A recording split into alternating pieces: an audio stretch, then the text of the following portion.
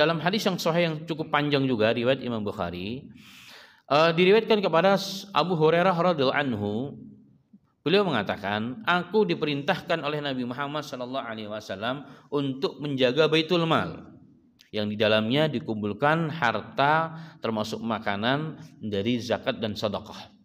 Jadi di Madinah ada Baitul Mal, ya, memang disiapkan untuk dibagi-bagi ya kepada orang yang sesuai dengan arahan Allah dan Rasul-Nya.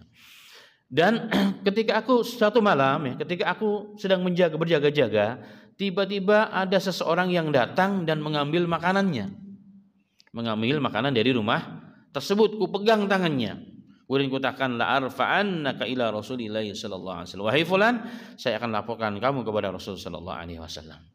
Maka dia ngeles, ya Abu Hurairah, jangan, saya minta maaf, ini muhtaj, aku sangat perlu sekali. Wa alayya iyal, aku punya keluarga, fi hajatin syadidah, yang sedang kelaparan. Kami sangat perlu, saya punya anak, punya cucu dan seterusnya. Kami kelaparan, kami perlu banget ini. Ya, dan aku berjanji besok enggak akan datang. Maka aku lepas. Maka pagi hari sebelum Rasulullah dikabarkan oleh Abu Hurairah, Rasulullah bertanya, ya Abu Hurairah, ma fa'ala asyiratuka al-bariha. Wah, Abu Hurairah, apa yang telah kau lakukan dengan tawananmu? Abu Hurairah kaget. Loh, saya kan belum cerita ya Rasulullah. Ya, Jibril telah memberitakan aku. Ini bagian dari mujizatnya Rasulullah. Maka Rasulullah mengatakan dia akan datang nanti malam lagi. Besok malam dia akan datang lagi. Ternyata betul. Ya, hari kedua pun datang. Maka ditangkap juga dan dia ngeles juga. Dia katakan saya besok akan datang lagi. Maka pagi harinya pun sebelum dikabarkan kepada Rasulullah, Rasulullah pun bertanya kembali kepada Abu Hurairah radhiyallahu anhu, dan Rasul mengatakan besok datang lagi, kata Rasulullah. Dan betul, hari yang ketiga pun datang. Nah, hari yang ketiga maka Abu Hurairah marah, ditangkap, dikatakan tidak ada lagi celah untuk kamu ngeles. Tiba-tiba si orang tersebut setelah ditangkap, dia mengatakan, ya Abu Hurairah, lepaskan aku, akan kuberikan satu amalan. Kalau kau lakukan ini, kami tidak akan datang lagi. Kami nggak bisa datang kemari. Kami terhijab untuk datang kemari. Katakan, apa itu? Maka dikatakan, ida awaita ila firashik, kalau kamu sudah berada di tempat tidurmu. Nah, ini amalan khusus sebelum tidur, makanya nih, ya. Ayat kursi adalah amal sebelum tidur. Kalimat ida awaita ila firashik, jika engkau sudah berada di tempat tidurmu, faqra ayatul kursi, maka bacalah ayat kursi min awaliha, awal sampai akhirnya. Ya, dari awal ayat sampai akhir ayat. Faqala li la yazalu alika minallahi hafizun wa la yaqrabaka syaitanun hatta tusbiha.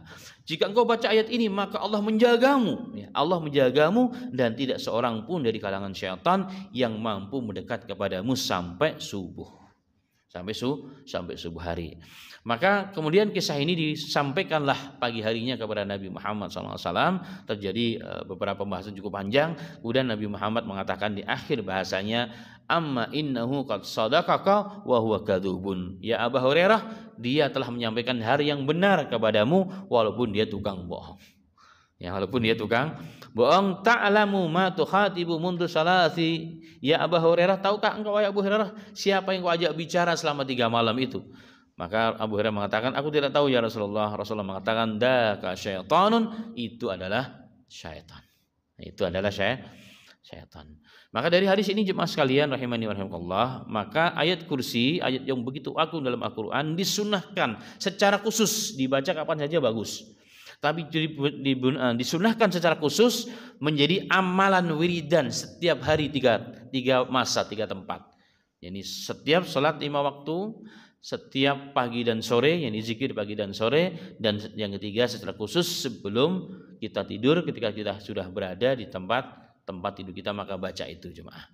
Maka secapek-capek bagaimanapun, maka baca ayat kursi, selain mendapatkan pahala karena mengikuti tuntunan Rasulullah, maka Allah akan menjaga kita dari seluruh gangguan. Nah, apalagi nih bagi teman-teman ya yang sering tugas keluar daerah, ya, nginep di berbagai macam tempat, ya, di hotel atau dimanapun yang suka traveling, ini adalah perisai yang Rasulullah berikan kepada kita.